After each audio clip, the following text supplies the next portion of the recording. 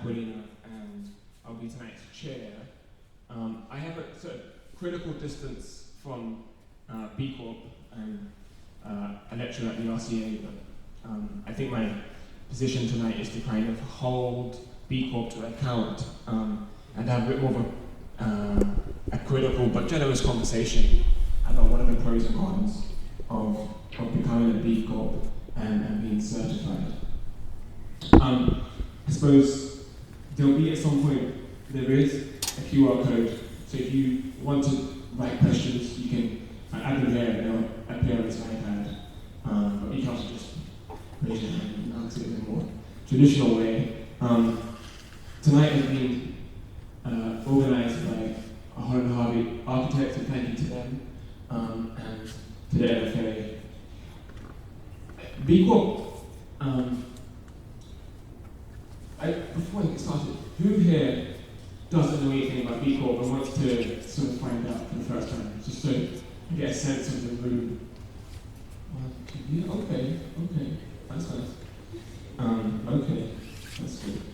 So we have a really good panel, and on the panel tonight we have Ben Cross, who's the Development Director at General Projects, and then beside him is Holly Lewis, co-founding partner of We Made That. Then we've got Richard Holland, from Director of Holland Harvey, and then we have Sandy Rompotiyoke from Social Advocacy League at Periscope, and Kieron Taylor from AKT2. So we've got a range here of practices engaging the built environment. So from 350 people to 12 people in the practice. And we also have a spectrum of people who essentially have joined B Corp over a certain range of years. So I suppose oldest is We Made That, who joined B Corp in 2021, August 2021. Most recently, Holland Harvey, alongside AKT2, who joined in January of this year. So a range of experiences. And perhaps I want to start by thinking about why B Corp is really important to the built environment, and why I'm interested in this conversation. And it's because I think actually this is about an attempt to shift the practice of architecture, of the built environment, towards something that is more socially minded, that is more regenerative, that is more ethically and socially conscious. And so the way that we can do that is by actually changing the practices and the cultures of our studios. And I think actually we should think about that kind of in relation to the wider mission of what we do in the city. And so yesterday marked 72 months since the tragedy of Grenfell, where we lost 72 lives. So it's actually a really poignant moment to think about how do we address the sort of city's fractures and failures through something really practical like B Corp. Yeah? So I want us to sort of have that in our minds, that this is actually a conversation that it's not just about the everyday life of studio practice, but it's also about a much greater mission. And I want to hold that in our minds. But maybe we can get into this conversation. I want to start by actually raising that question around how has B Corp affected your practice, both internally and externally? So internally, how has it changed the way you engage your team, and externally in terms of clients? As we think what the B Corp assessment report of customers. And maybe we can start with you, Holly. Do you want to kick us off? So maybe, should I start just, because there were a few hands who don't know much about B Corp. So it's an externally verified process that's holding you to higher standards of environmental and social impact. And you have to submit on a whole bunch of data about the company against 5 kind of criteria. And I think we have always thought that we were a good business, like felt that we were a good practice. We've always said that we only work with public sector and charity clients, so there's like a commitment to public good that underpins the work that we do. But prior to the B Corp certification, you just have to take my word for that. Yeah, we're good. No worries. We do really good things. We come into our team. We're really nice. And I think the B Corp process for us was like an MOT. These are not just you and things that you're thinking about, but for sort of standardised any business anywhere. And I know other businesses who make meringues who are pursuing their B Corp certification. They go through the same fundamental process as us. Like, there's a sort of levelling of it, which is really helpful. And we were talking earlier about the value of like stepping back and reflecting on your practice as a business and all of the things that it does and all of the ways that it impacts people is really refreshing and a lovely thing to do. And for me, like, this makes me feel like an entrepreneur, just not an architect, and that is satisfying. The difference that it's made for us is having that external health check. So there's a whole bunch of things that's put on our radar that we just weren't thinking about, like how financially transparent are we? Like, to be honest, like, we probably, I would have said that we were pretty transparent, but now we're reporting all of our quarterly management accounts to the whole team. We report fortnightly on incoming and outgoing and how we're meeting our financial targets. Everything is transparent. We're going through a really transparent, we have just done a transparent pay review process against the cost of living crisis. All of these things are because we're B Corp certified, and somebody said, tapped us on the shoulder and be like, by the way, you can do that better than you are. And to have that as an external process and a structure for it is really beneficial. So I think it has impacted how we run our internal processes. In terms of clients, to be honest, it hasn't made that much difference to us yet. Because we're always in the public sector, so we basically have to be on some kind of checklist, like tick list for procurement, and it's not there yet. As soon as you have to be a B Corp to respond to this tender, then we're winning. But right now, I don't think it makes that much difference. I do think that there's a sort of recognition that some of the processes that we put in place because of the B Corp certification helps us to respond to things like social value questions, inclusion, diversity questions, like all of that's good, but yeah, it doesn't make a massive difference. Who tapped you at the back? Was this someone from B Corp? I suppose it's a figurative phrase. No, because this is something I'm interested in, because B Corp is, you get certified on a 3-year cycle. And so you are continually trying to get better and better and better. And you're up for renewal next year. How have you found that process of assessment? And can you talk us through what it was like to go through that and how you got into this club? So the process of assessment, somebody said 70 pages earlier, I don't know if that's right. It feels like 70 pages if it's not. It's a lot of pages of data, and you say like, the proportion of your projects that involve a participative, like community participative process, or the proportion of your projects that are LEED certified, because it's all American, so there's some weird, like, this isn't real, you don't quite know how to understand that. And you fill in all of this data, and then you send it off to B Corp, and they don't talk to you for a year, you sit and wait, and then they come back and say, can you give us some evidence for like these 5 questions? And you provide more evidence around it and prove that your answer was the right answer. And then they come back and say, actually, well, this one's well, and that one, and this one, and maybe you have a bit more on that, and they change your score here. It's actually quite deep involved with your assessor. And so it's not tapping on the back, but it is like, this is our process. You have to go through all of the questions in this like slightly sausage machine feeling process, and that's how you kind of come out the other side. And if you scrape through enough points to certify to be a B Corp, that's how you make it. And I've forgotten the question in all of that. Well, maybe the question is, I suppose, having done this in 2021, what are you working towards to get better and better for next year's evaluation? Right, totally. So all of the internal transparency, we're much stronger than we were before. What's nice for us, so we are architects and designers, but we also have an in-house research team. So we have a whole team of skills that are socio-economic rather than design, and they have been working on our impact report. So this is one of the things that you commit to, is to do an impact report that's available publicly. You have to do that within 2 years, and ours has been working in progress for 6 months. It'll be quicker for the next one. But so that process of looking at the data and reflecting, like, these are the things that they're going to be measuring, and we're reflecting back on it, is really beneficial. And I think even just spending the time to like step back and go, what have we been doing? Has that been good?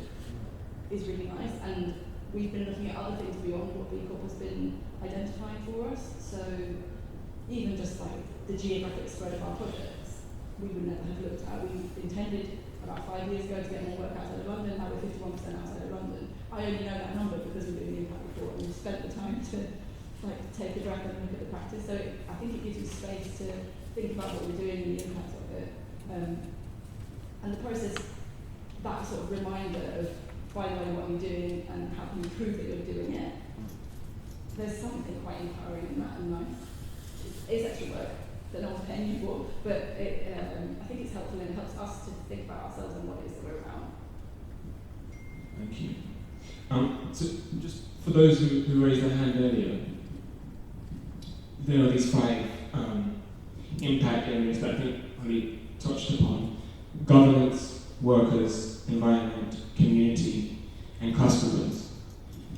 And one thing I've come to, I suppose, see from a distance is that often there's a kind of a perception, and maybe a misperception, misperceived that B Corp is a very much an environmental badge.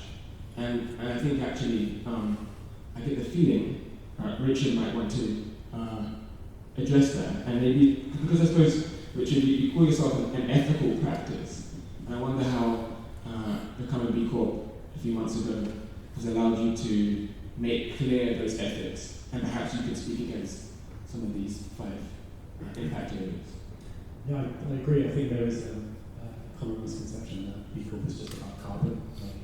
There's depending on your impact business model, it relates to your carbon footprint, and by extension, your impact your business has on the environment. But I think what we discovered through the entire assessment process was actually the environment. I think as architects, you like to think that you're already doing good in the environment, but for us, it's actually one of our lowest scoring components. I think the origins of our practice, we've always been very interested in social impact, and actually that's what I mean by scoring the most. So I think it really just kind of it kind of holds a mirror up to you, and maybe some things that you believe about yourself turn out not to be true, and then other things that you didn't even realise you were doing were good. They're actually, no, this is great, and this is something you can build upon. And I think the origins of our practice was me and John and this kind of idea that competition culture in the architecture profession is a really waste of resource and time and energy. And actually, could we give that time and energy to the third sector, to charities? And unfortunately, we realised we needed to pay our rent and feed our children. So that kind of morphed into Holland Harvey. But those ideas have always been very present in our work. And I think 10 years on, B Corp just became this kind of opportunity to galvanise those ideals and just sort of align ourselves with people out there in the world who felt the same about the ability of design to make a positive social impact. And I think now, given our scale, we're actually now meaningfully engaging with projects and issues that allow us to really explore those topics much more than we could have done 10 years ago with all the best intentions. And the B Corp status just gives us that kind of immediacy, that like rubber stamp, this is what we believe, this is what we stand for. And anyone can go on the website and see your story. So I'm very upfront about the fact that actually what we've identified for our next certification is that we need to be better at the environmental stuff. When we fill out our spreadsheet, we need to tick some more boxes because we weren't ticking enough. And that's a really obvious and measurable way that we can improve the business. But actually, in terms of what we were already doing as a company and the way that we were already engaging with social impact, we did pretty well. And that's quite reassuring, I guess, in that process. So, I get the feeling that we don't want to talk about it necessarily as a tick box exercise, and that actually, and the conversations I've had is that it's a much more holistic framework. And I also think language is really important. So I wonder if you think of it as a framework, as a tool, as an apparatus, and actually if you can maybe describe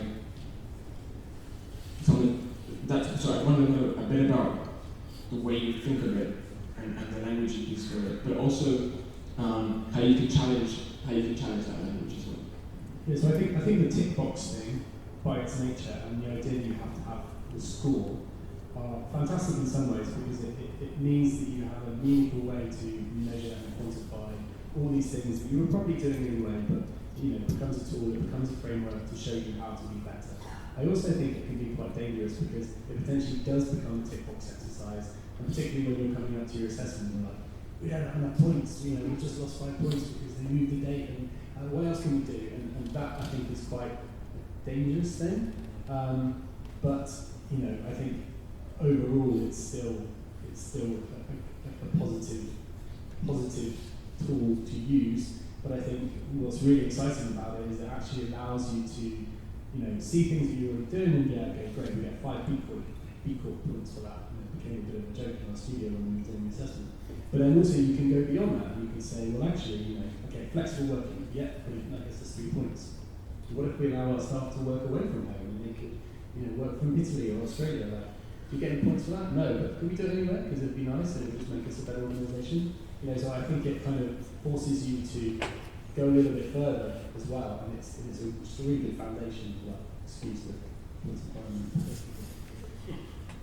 Kieron, I saw you. Kieron from AKT too. I saw you nodding your head quite a lot there around tick box exercise.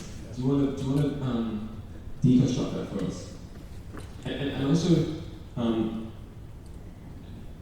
you talk a little bit about your role that you have, which is on the board of the EDI steering group within the practice, and how that's a particular driver for B Corp within the structural engineering practice. No worries. So just on the tick box exercise aspect, I think it's quite interesting that we bring it up because the actual process in itself is very tick boxy. You're literally going through it, questions 1, 2, and 3, are you able to see? Even though the principle of B Corp and the values that it actually bring into the business itself is nothing so far away from the tick boxing exercise because of, as we've said, it's about self-reflection, about the business that you are, how you carry yourself, how you look after the people, how you look after your projects, what your ethics and your morals are. And I'm just conscious that I wouldn't want something like B Corp, which has got fantastic principles as a certification in terms of what it does for businesses across the industry, rather than I'm a structural engineer, but you've got architects, you've got food manufacturers, you've got so many different people that can apply these types of measuring metrics to kind of be a better business, not just about the financial aspect, but also your people and the world around us. And obviously in the structural engineering role, we've got things like BRIAM assessment. And BRIAM over the years, for me, has become very much a tick box exercise that people use as a badge to say, oh look, we're BRIAM outstanding.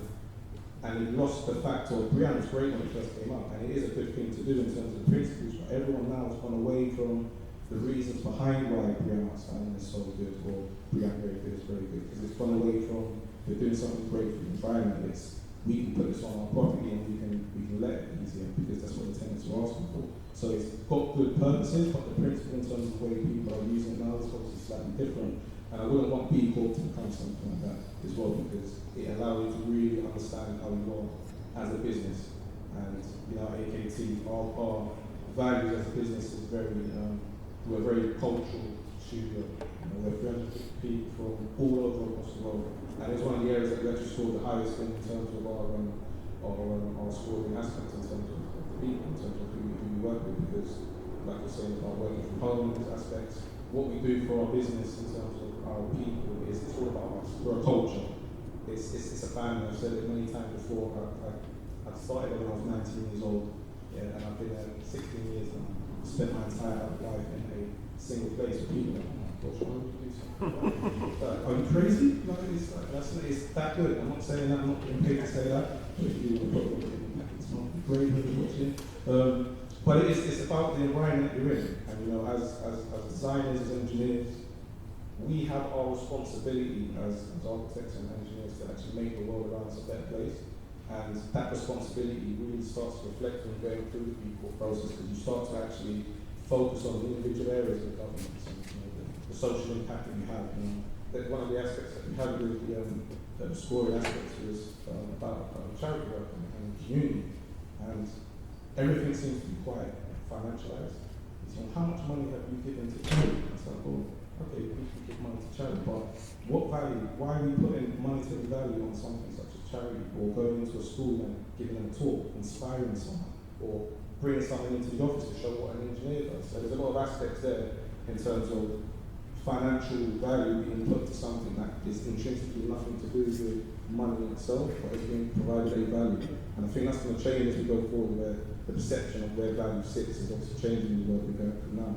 But sorry, it's like tangent, but I keep quite passionate. I like tangent. It's good one. But just going back here, so the diversity and inclusion, we kind of sit on the main forum within the company, and as someone who is not from the traditional background of the structure engineering, probably here for quite it's a bit hustling now because I was in Dublin last week at BCO and I raised in Guinnesses. But from London, born and raised, and I came from the same traditional background as a lot of engineers within our industry. And I think it's very important that we ensure that's kind of spread across our practice in terms of, it doesn't matter if you went to a private school, it doesn't matter if you went to Cambridge, it doesn't matter if you went to Southern University, you can still be the best person that you can be. And the whole aspect of B Corp is all about, how do you look after your people? What would you say is the most progressive EDI goal that you have at the practice? We've got a lot of EDI goals in the sense of, whether it's race, religion, sexual orientation, whether it's, what school you went to in terms of your background, if you're, from an underrepresented background, whether it's, culturally or social background.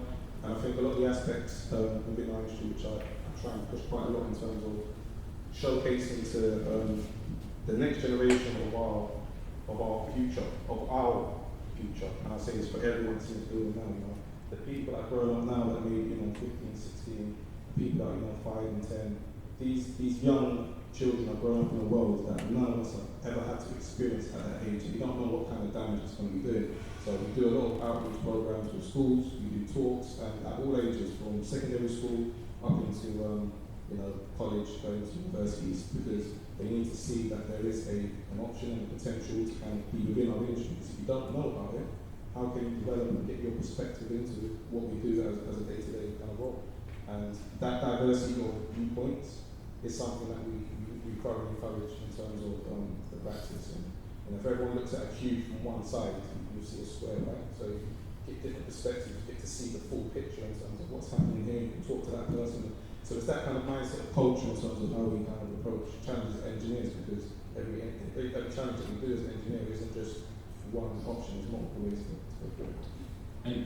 And just numbers, how many people are in your EDI group? Well, that's a good question. At the moment, we've got about 12 at the moment in the group, and that's across the whole range. So we've got some of our founding directors are in there. We've got our EDI kind of director of the group, and then right down to the other group. So that's interesting, because 12 people is the same number as Sandy's practice. Sandy, I suppose, could you just explain your role in what it means to be a social advocacy lead, and I suppose kind of how is B Corp?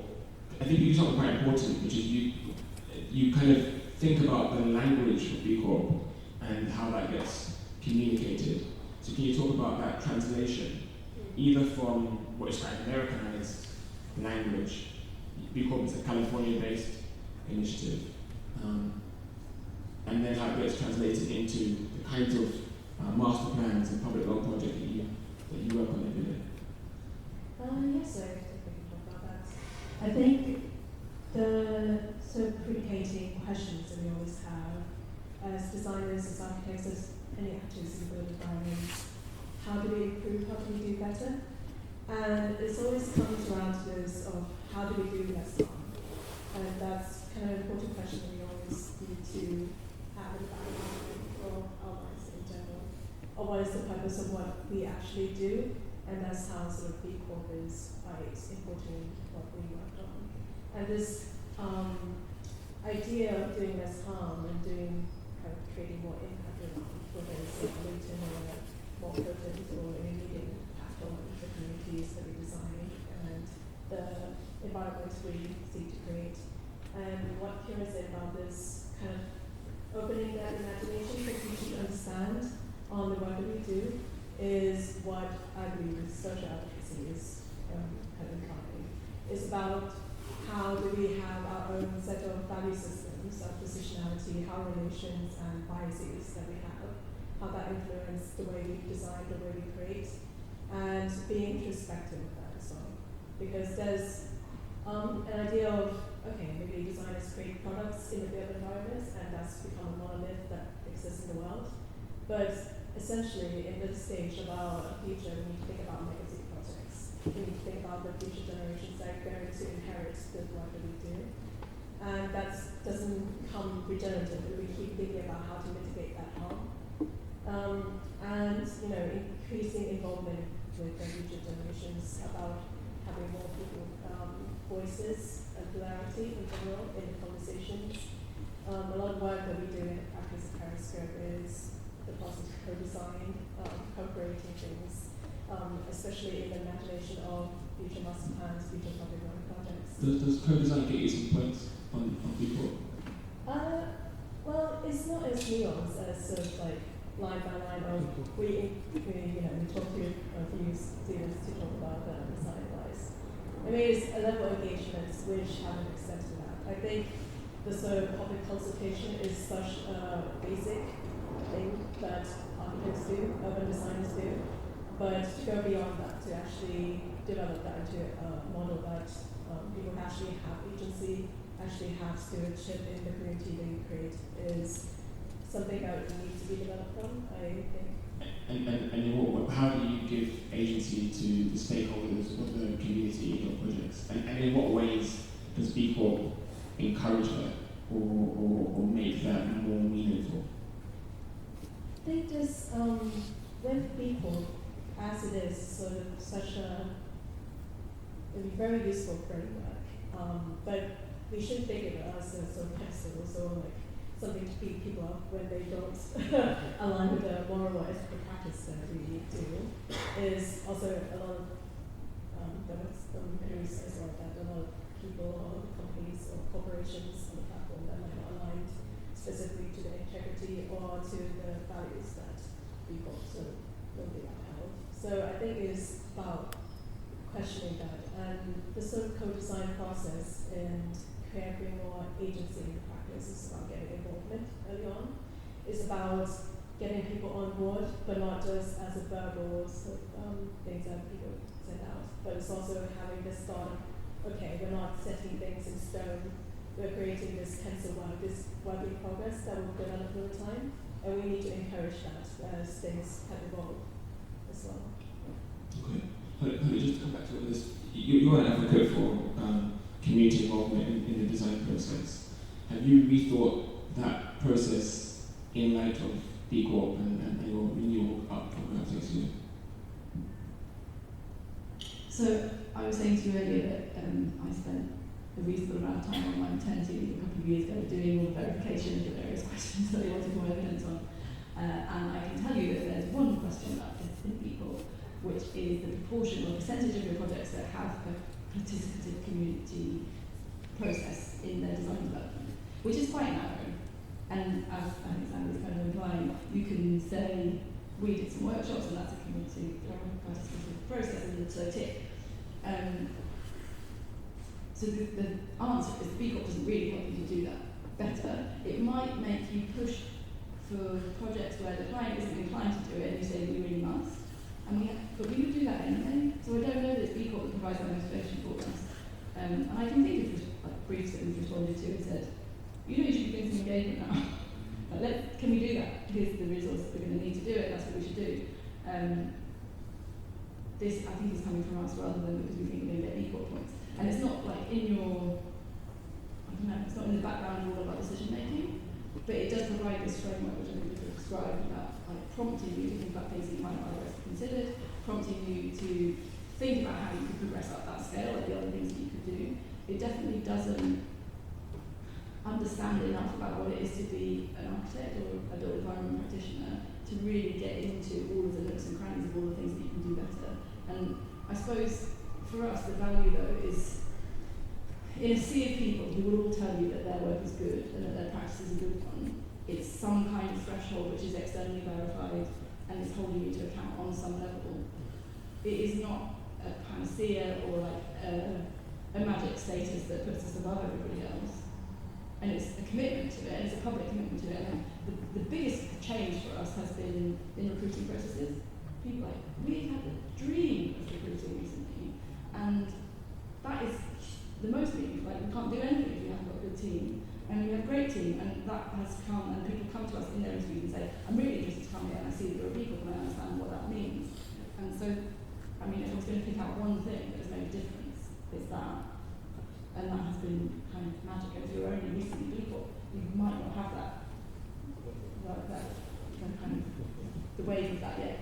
But I think it will come, and that is meaningful. It's like setting yourself apart a little bit, giving a framework, and kind of making a public statement about it, which goes beyond, trust me, got on the right. That's good. And also, Ben, I guess you had a beer recently, and you saw the beer that has a B sticker. It was water. Water. It was water. There wasn't water recently. That's a bit sparkling. So anyway, and it made you feel like you're part of this network, this group, and I suppose also there's this thing what we spoke about, which is unlike BRIAM or LEAD, which is project specific. B Corp allows you to question and interrogate, I suppose, you as an entity, as a firm. And I wonder if you could talk about that in particular in relation to what it means to be a real estate developer. Yeah, so I think one of the things that I've always sort of felt about B Corp, and particularly around the accreditation systems that the built environment has latched onto more recently because of the way in which investors, purchasers, occupiers start to kind of tick boxes around the buildings that they're occupying, the spaces that they inhabit, and the things that they want to invest in, is that the world has sort of become obsessed around, well, previously around sustainability, but then what has become ESG, which is environmental. Actually, I'm not even sure. I'm not even. It's just bollocks. And actually, but when people say, "Oh, we've got lots of ESG goals," they're sort of talking about sustainability, and people forget about the parts of that, and they're trying to say they're selling something because it's good for the planet or it's good for their bottom line. And I think fundamental to the basis of that decision making is always, well, if we can buy ourselves a better badge because we can find people who know, we can find specialists, we can purchase something, we can gain more points by finding more money from our investors so we can get a better accreditation. And it's not only monetized sustainability, people talk about a green premium, which is fundamentally the monetization of a good thing. But it's then become this thing that actually you can go out and buy rather than you can go out and do. And we've talked about this as a business, is like you can't outsource social value or social impact. It's something you have to do as a business. And so I suppose we have always tried to look for things as a real estate developer that align with our thinking and mindset, rather than say, well, actually we need to do that because we need an occupier to lease our building because we can demonstrate that this building is more sustainable than that building. And sort of B Corp felt like a really good fit with that. And people have sort of talked about how it's an MOT, a litmus test, a way of kind of doing better things. But for us, it was sort of this idea that there's this, to become a developer, as nasty as we are, there's no Hippocratic oath you need to take, there's no integrity test, there's nothing out there that says, oh, you're a good person, so therefore we can trust you to do all of these things with this pile of capital. And it hasn't. I don't think being a B Corp hasn't changed the way in which we've done things. Yes, it's made us more introspective, but really it was a process where we wanted to assess whether we felt we were doing the right thing, because we've always felt that as a business, that we've not just seen the work that we do as benefiting the planet, but benefiting people, trying to change the narrative, change the way in which we're doing things, sharing values, not GDP, but values, hard work, integrity, doing the right thing. And it's been a really, really important process, but something that actually you can't outsource, pay somebody to do. I suppose you probably can pay somebody to do B Corp certification, but for us it wasn't about doing that. It was like, how are we going to do this? Who in the business is going to do this? How are we going to draw everything together? Let's all get stuck in. Let's understand this. How can we be better? And that's not a process that we felt was specific to any one project or any one thing or any sort of delivery cycle or business plan. It was, us as people, as actually quite a small business with potentially quite a huge impact. We just wanted to ensure that we felt we were being a force for good, and the results that then came back from that was, it was like, okay, great, but we want to improve upon this, and this, and how do we execute that? I think that for us was the most important thing. But what has then come out of it is actually understanding, having been through that process, that there are other companies and other organisations out there that have done the same thing. So it feels quite familiar sometimes to buy something or go into a shop or whatever, because we live in this consumerist economy. But actually then see businesses, products, organisations who've done that, and I think there's something quite nice about that. About you feel that connection, and I just think that's quite a nice thing. So I think it's quite interesting that there's almost, I think we're close to almost 5,000, about 4,700 B Corps globally, and almost a quarter of that is right here in the UK. And it made me wonder why maybe this kind of quite Americanized California system isn't then, or is it? Do you feel that as a product that is borrowed from somewhere else is specific enough for this context? And also, do we feel that it's useful, that it's so general and open to a water bottle company, to Innocence Movies, to Nestlé's Nespresso, and others? And I think Richard, and what do you think about that? I think it's incredibly challenging to apply a universal standard to someone that's making ice cream, someone that's building skyscrapers, and somebody that's running a ceramic shop on the South Coast or wherever it might be. You're trying to sort of take out, I guess, the critical elements of what it means to be good, and then sort of create a set of criteria. Inevitably, because it's come from North America, the language and terminology, particularly in the built environment kind of IBM, which is the impact business model, is very American. And a lot of the criteria we actually can't claim because they're American initiatives, as well as I think historic tax credits, which I think the UK translation would be essentially working with listed buildings. I think in the US maybe you get some tax break if you work with existing buildings, but then unfortunately get out of the UK and try to pay more because you pay VAT. Yeah, you can do that. So I think there are some challenges in that translation. One of we actually slipped up on when we did the initial impact business model. 99% of our work is retrofits, working with existing buildings. One of the criteria in the IPN is about do your project, are they in brownfield or blighted sites, I think. And if you look at the UK definition of what a blighted site is, it's essentially a building that is not usable that somebody needs to invest in to get it back into a usable state. But in the US, they have a specific, federal certification process to say whether a project is blighted or not. So we ticked all these boxes. We're like, yeah, brilliant. All of our projects are blighted when we start, and we turn them into these wonderful spaces. We have loads of points, and then ka-ching, ka-ching, ka-ching, and then when it actually comes to the assessment, they're like, oh, can you send us this piece of paper? Well, it doesn't exist. That's an American thing.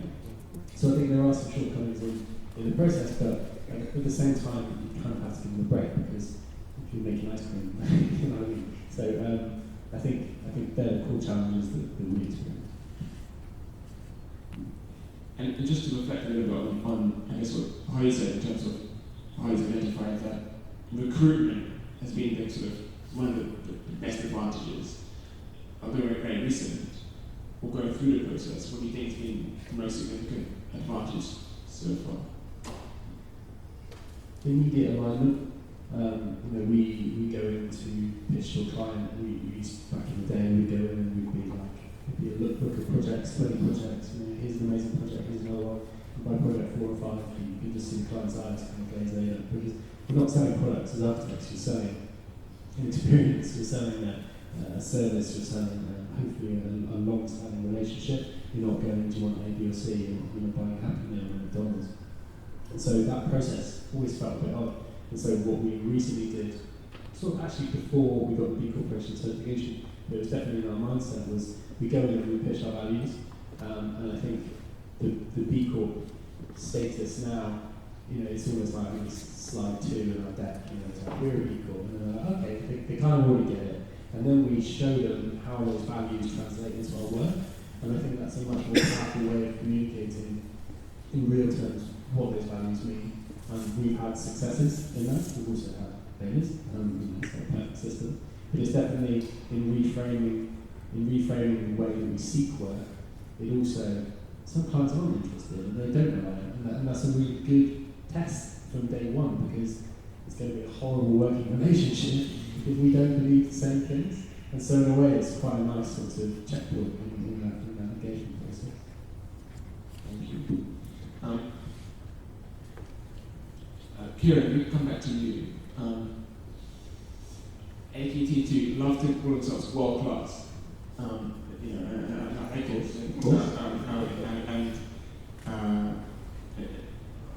I wonder if that terming or that self-description is also a way to maybe reflect on something like B Corp. They're actually, it's almost like getting a cap if you're an international player, makes you somewhat world class or gets you closer to it. Do you think, or put differently, what steps can you take, or what steps can B Corp take to get closer to world class? It's kind of like both directions. It's an interesting question. When we call ourselves world class, it's obviously just based on our history and what we do, how we feel about projects, and how we get into bits and pieces. And we're also absolutely amazing. I say that for myself. But no, I think just before touching upon in terms of the world class stuff with people, I think as someone who's grown up at this company and the recent years of ESG, as we've been talking about going through, it's quite interesting on how much ESG and B Corp actually align. So ESG has obviously been around, people have been around in terms of the impact that has in terms of the economy, environment, sustainability, how you're dealing with your actual company, your staff, and the world around you. What B Corp has actually allowed us to kind of really realise is that the focus areas, because it's all about different focus areas of the business, it's almost as if like the environmental aspects, and as we said before as well, in terms of it being a super important aspect of where we're at now as an industry. It's all about climate change, it's all about sustainability. But when you actually look into it, the aspects that B Corp realise, well, why is E the first letter? Why is it always the first aspect that we look at? Because if you actually start looking at the governance and look around and the social aspects in terms of getting people aware of it, which will start from governance and it will start from aspects like B Corp that saying, guys, you all need to look at what we're doing as a business, because this isn't just about the return. Obviously, we need to make money. We're businesses. There's an aspect of the economy that always has to grow, but it can't be a detriment to the planet, because if we don't have a planet, I'm out of a job in terms of being able to build stuff, and we all are, right? So I think that aspect in terms of world class is that it's not just a UK problem. It's not just an American problem. It is literally the entire population of mankind that needs to really think about what we are all doing as people that have a contribution to the world that we live in, essentially. That's what we have to put it actually. Is world class actually means caring for the world, caring for the planet, having a much wider. It's all about the perspective. Yeah. It can never be just an average. There's a lot more to it than There's on one of these 5 impact areas. There's workers, and in workers there's something that says tracking satisfaction and engagement, and I just actually maybe we're going to say them. I said, how do you track satisfaction and engagement in your projects? I say this because I don't think in the projects or the practice I've worked at before we've managed that particularly well. So I'd quite like to know that's achieved. Well, I think the sort of question goes back to the sort of challenge that I think we all face, is that these sort of values or social impacts are not purely measured by figures, and that's something that we ourselves are finding trying to improve on. And with these things, I think most of it is about going in and asking questions about having a long-term attitude and relationship with community we engage with, the sort of clients we work with. And I think there's sort of different levels that some people might have a dashboard of like, okay, this is like satisfactory, 1 to 5, etc. That would tick all the points. But it's also about how that flourish and thrive in the future. And that's something that we're more concerned about. It is sort of like, okay, in 10 years' time, how this will change in the future, and how is that resilient to whatever we build.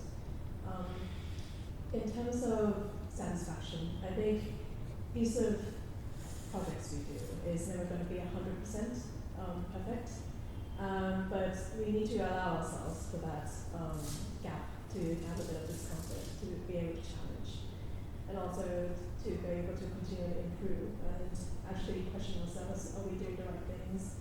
And even things like environmental, social values or goals that we create. Most of the time they are examined in quite a siloed condition, so you do environmental impact, green checklists, etc., social impact, you've been engaged in the community, etc. But a lot of it is not intersectional enough, it's not looking at the nuance enough. And that's something that is still needs to be questioned and needs to be developed. And especially in the construction industry in general as well, mostly in how do we create a good infrastructure for the community, not just something that is kind of being given to kind of a certain point in time. Okay. And Holly's going to talk about how it's intersectional? I'm not going to talk about that actually. Because your question was about the workers' domain and then about satisfaction. And I feel like a lot of the answers so far we've been, yeah, but you can't put me in a box now because I'm better than that. So don't worry about the numbers and B Corp, but not so much. But actually, this is very specific and I think really helpful. So that question is about, do you do staff satisfaction surveys and how satisfied are your staff? And you have to provide the evidence. And we, particularly through COVID, did do a number of online surveys. Are you feeling all right today? Kind of online surveys. This wasn't enough for B Corp. We didn't score any points on this one. You have to do a staff satisfaction survey and need to see how satisfied your staff are, please. And it wasn't rigorous enough. And we are now bringing it in. How often that survey? We haven't done it yet. But we just have to do it, we've got certification. There's a long list. We do, though, have a new head of people, and it's in her action plan. This is the thing that she'll be implementing alongside peer reviews and mentoring processes. There's a long list of other things that she's working her way through. But even that is a really specific thing. This is not so difficult to put out a survey to the team and understand how satisfied they are. And it really holds us to account. It tells us something we didn't otherwise know. And we should totally be doing that. There's always a long list of other things we should do. But just to I feel like a little bit the conversation's been yeah, but you can tick the box fairly easily, and then you have to do the other stuff above and beyond. This is something that otherwise would totally not be on our radar, no way, and is absolutely on the radar and is written in action plan right now. So maybe not so specific to the worker category, I'm not quite sure where it fits, maybe within community or customers. But if we think about the idea of tracking satisfaction, is there an argument implicit in B Corp that maybe stage 7 in the worker plan should be, and post-occupancy should be taken much more seriously? And maybe then if you were to commission a project and there was a larger scope for stage 7, what would you say to that?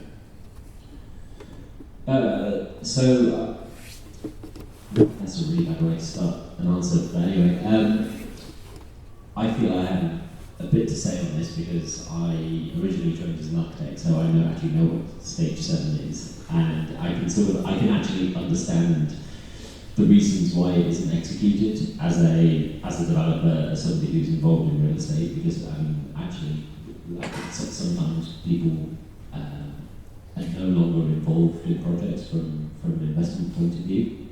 To be able to even sit there and say, hey, are you happy with this building? Does everything work? Everyone's sort of riding off into the sunset, having sold it. And then I think as an industry, particularly when I was practicing, was that actually people don't want to hear back feedback. People want to go out there and get an award for their building, and actually, anything that's gone wrong with it, let's not talk about that. Actually, let's talk about all the great things that we did with the building instead. And so, I think when post-occupancy evaluation and understanding the mistakes, to me as an individual, is far more interesting than understanding what went well, because those are the things that we need to be taking and putting back into projects. And I completely agree that as an industry, as a series of built environment professionals, we need to be understanding that the people that we are serving are not other industry professionals. They are people. It's society. We need to be actually building and making things that make people's lives better, be it experience, be it environmental efficiency, be it just making people feel good about the space that they're in, rather than sort of looking around for industry congratulation and an award that they can put on their bookshelf. That actually it's more about making people happy and making people experience something that they've not experienced before through the work that we do. We haven't yet commissioned a post-occupancy evaluation on any of our projects, but what we do is regularly check in with our customers, occupiers, on a number of our built assets on a quarterly basis to make sure that they're happy with the air conditioning, they're happy with the level of service. I don't think we've ever really formalised it and said, here's a survey for you to fill in, but it is something that we are trying to do through the services we provide and the way in which we do business, just to actually make people feel like we care about them, because we do. It's not a landlord-tenant relationship, it's very much a provider-customer relationship, and that for us is hopefully what separates us from a lot of other landlords who just look at their tenants as a source of income. It has been throughout this conversation a kind of reframing of language quite a bit. I think at this point we can look to the audience for questions, and if you don't want to raise your hand, we do have this Q&A iPad, so you can type those. But we're low on questions, so we have one from this gentleman who should. Hi, thank you all. That was very interesting. Just wondering, as members of the community, do you get to influence the values of the community, or is it a one-way relationship? So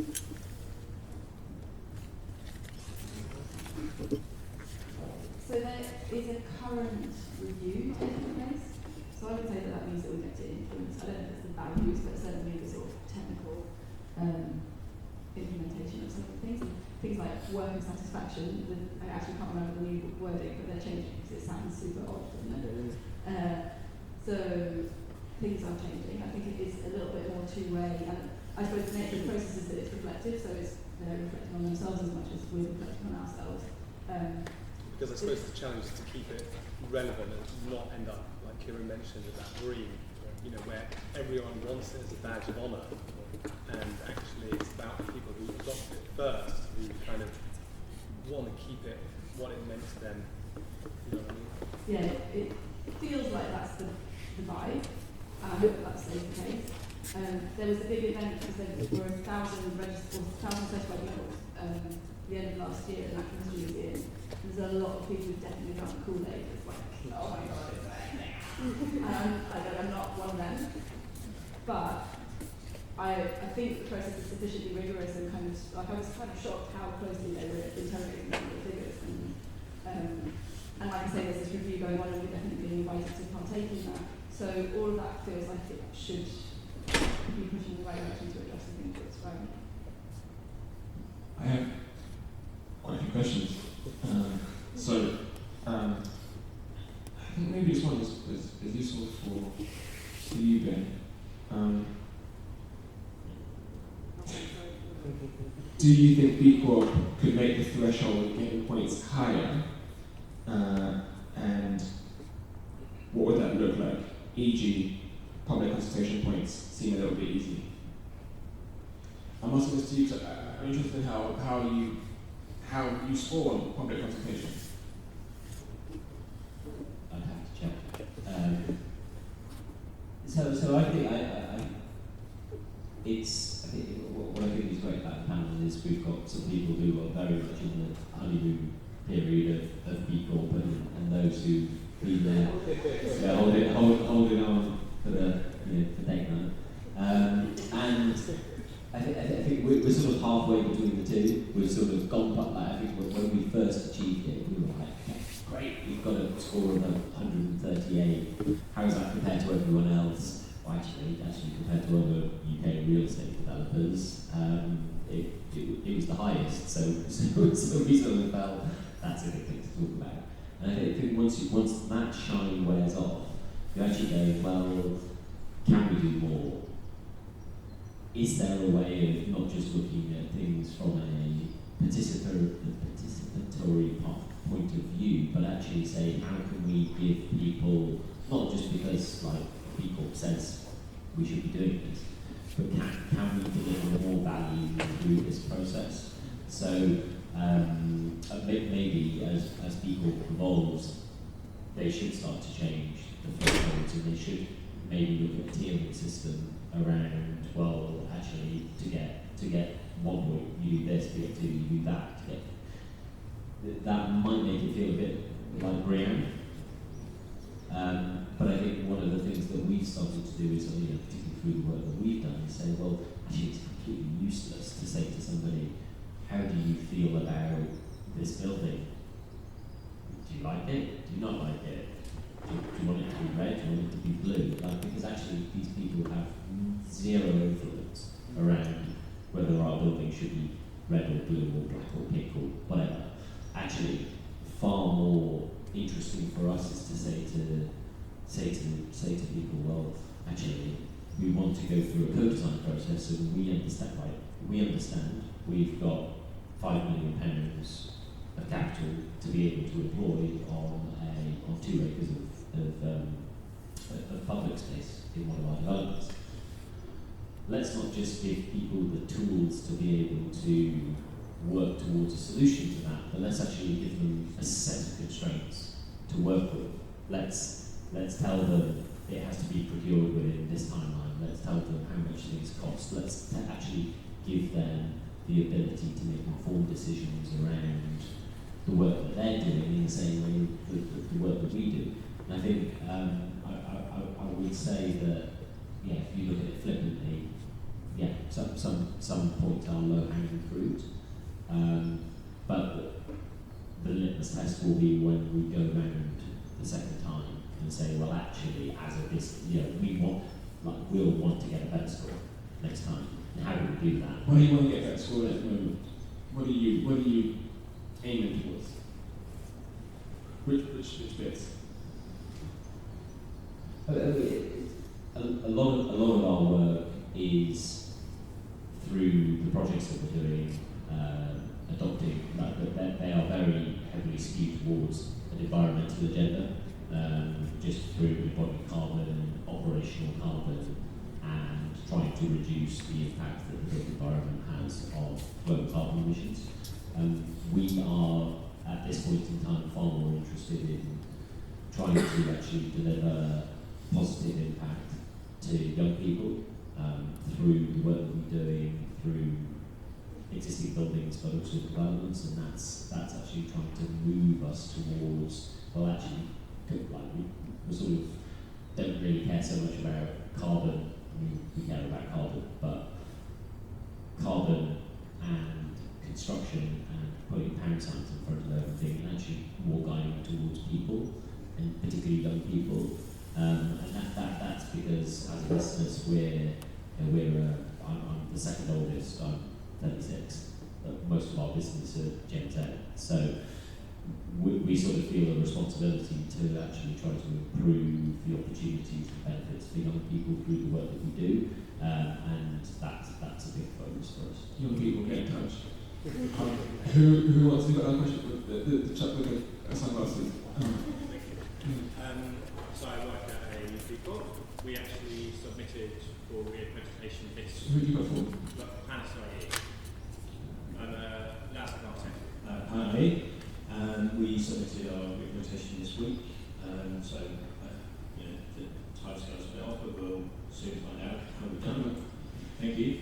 It was felt like a huge team effort, and I was being chased for information from people that I went to university with like 4 years ago. So it'd be interesting to know from the panel how involved your team are, like from graduates, all the way up, or is it just something that the higher management are taking on?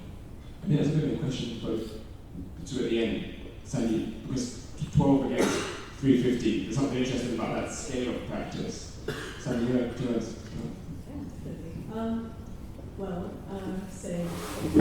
Also landscape architect, so neck of the woods. I guess because we're quite a small practice, to create resiliency, we do have input from everyone, which sometimes can be quite a challenge, I say, because we're trying to operate quite in a democratic way. But this process of having everyone having that input together, it does create a better outcome. But that's kind of a continual challenge, I would say. But it does range from all across the world. I mean, I myself, because I'm doing more of a social advocacy role in the practice, is looking at specific targets or areas that we can improve on, both in the projects and also business models. But it doesn't mean that even people like graduates or interns or programs we do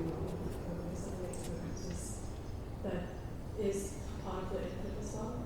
And we do have a continual review process of things like how do we put a better process of focus on input, etc. So there are many work streams in which everyone has the same responsibility and ownership of, and they use that sort of input to create as well, because that comes from different experience. I think the last thing we want is that we have a certain 2 people in practice who are only in charge of doing reports, for example, and only have that experience in the industry and advertise it on the challenge that we have. Because it's about having different perceptions, introspective and perspective of the world as well. And because B Corp itself is such a specific framework that we work on, the way we do it in our practice is that we continually challenge it in a sense and hold ourselves accountable. In practice and in the industry, we have so much sort of inherent stress, etc. But things like workers' criteria, for example, how do we improve within internally, how do we care for our health and our well-being, and that can't just come from this one. Yeah, so I think I'll echo everything you're saying in terms of social advocacy as well. At APT, the whole concept of B Corp is about more than just a single person. And I think going on this journey as a business, there's not one person who's kind of in charge of everything. You've got your advocate that's going to be putting it together, which Russell's our legal director, who to deal with essentially everything. And I say about the governance before, because we've actually rewritten our kind of our legal kind of mission statement in the sense of you have to kind of say as a business legally you will be caring for people, planet, place, rather than profit. So it's intrinsic into the business model in itself. But because it's not just a top-down process, it's also bottom-up. A business is knowing about people, and at AKT we are very much about the staff, and we are quite young in practice. I think the average age that we're at now might have tracked up a bit, so I've been there quite a while, so I think about 24 now, I think that's the average age. And we got a lot of young grads coming through, and the amount of influence that understanding how the staff and workers are within the business is integral, as you were saying before, about culture in terms of what you do. The mindset of people that are doing these things filters through to every project that we do. You walk into a room, you're talking to a client, you want them to be realising that this person is passionate, they care, they're not caring about their own aspects. We don't just go in and say, we're the engineers, we're going to be. We go in and look at the whole problem and we bring up stuff that's not necessarily within our remit, and we say, what have you thought about this? What is the school over there? Have you brought them in to go and see the site and let them see what you do kind of thing. So I think collating all the evidence for it, I didn't luckily have to go through and do bits and pieces, but because there is so many metrics that are already kind of built into us as a business in terms of tracking satisfaction of the employees. We did a great place to work survey. How do you do that? We've done better than us. Can't remember the total percentage. The actual mechanism. How do you actually track the satisfaction? Well, track the satisfaction. I think for my team, I think it's going to be if you go for a team like our one night, how many people are in or with handovers at home. I think this is always a good metric in terms of people are enjoying themselves. But I think it's all about communication, right? You have to speak to everyone at every level, and I think a lot of things for me that I've always done with my years there is I talk to everyone. I like to talk, and I'll talk to our directors, I'll talk to cleaners, I'll talk to the new grads, I'll talk to the receptionists, because it's only when you actually go and speak to someone you can actually pick up and say, this person is actually in a good mood, or I had a great weekend, or hold on a minute, this person, what's the matter, what's up? And You raise an interesting point, and I wonder, again, does B Corp promote in-house contracts? So for example, do you know if AKT2 outsource their cleaning service, or is it in-house? So that's a good question with it. So our building, like our factory, is obviously let out from the tenant. So all the landlord service. So all the landlord provides all the ancillary services which are in-house to the landlord. So we don't have a lot of control of that, but our landlord is actually one of our clients as well. And we're doing studies with them now in terms of tracking sensors of the building, in terms of how the building is being used, because of the study that our landlord was doing. So we're able to understand, especially post-occupancy after the pandemic, how are people actually using the office? How many times do people come through the lift? Are they at the desk all the time? What's the temperatures like? And how can we kind of minimise our energy use? So we track a lot of our kind of office use in terms of paper. We're pretty much paperless office now. You understand in terms of the waterways and that, which we've got good relationship with landlords. You can track these things, which are all questions in the B Corp as well in terms of understanding how you use your office. So you raise a good thing, which actually I think, and perhaps part of tonight is also just being together. So don't worry, soon we'll wrap up and get to the drinks. But I think maybe one more question for the audience. Yeah. Hi guys. Thank you for that very interesting chat. So it's a question just based on the practicality of B Corp in the design and build industry. I've got a very light voice. I work for a B Corp company. We're a little bit different. We are a paint company, so manufacturing, supplying, so one of the few B Corp suppliers.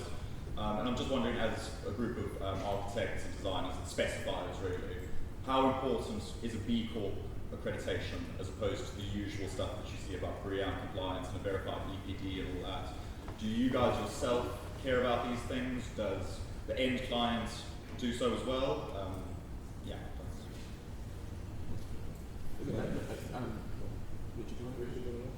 I'll talk about it.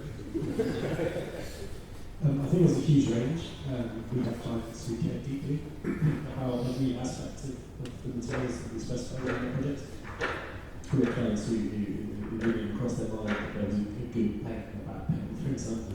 I think as a practice, we kind of have this phrase, sustainability by stealth. We are in a position where we can make decisions on behalf of our client and they may not necessarily realise what we're doing, but we know we're doing good. And as long as there's essentially no price differential, then why wouldn't we specify materials that we knew to be better for the planet or people, looking at credit grading certifications, whatever they might be, if our client is indifferent to that decision. And then other clients, they will literally want us to tell them the story about the tiles, taps, sanitary line. And I think that's really a really powerful idea that one kind of informs the other, because essentially your clients that care they become like your R&D department in your studio. You use that knowledge and expertise that you accumulate through working on those projects, and it gives you the opportunity to then apply that to work. Thank you. And just to end, maybe we just everyone just say one demonstrable benefit to the staff of your practice that becoming certified has enabled. And we can just kick us off and we'll just run through. Sure. I think actually highly specific. Highly specific. Highly specific. We were speaking yesterday about toilet roll. Yeah. Sorry, highly specific. Highly specific. Okay. Kieron, can I kick us off? It made us feel very, very proud of the work that we were doing, and actually being able to sort of celebrate that as a business. We're a business of 10. One person was responsible for leading, developing, submitting the data. We celebrated her achievement in kind of getting through it, but actually it pulled us all together as a collective, and it was something that, we were very, very proud to talk about. Okay, great.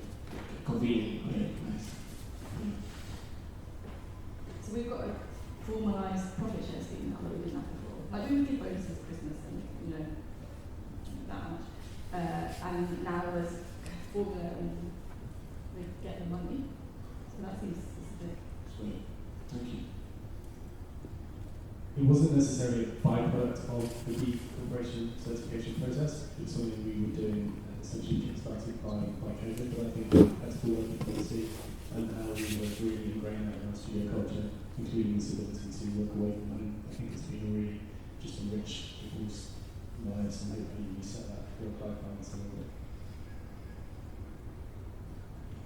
I think if we had to talk about very specific things, I think the most immediate change that happened was that we re-evaluate all of the sources that we use, the resources, so that includes paper, printing, that includes energy usage.